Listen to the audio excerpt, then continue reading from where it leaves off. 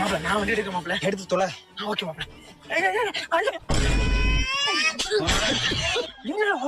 மாப்பிள்ள கால் எட்டுலடா அட முட்டாள் வண்டி ஏறா.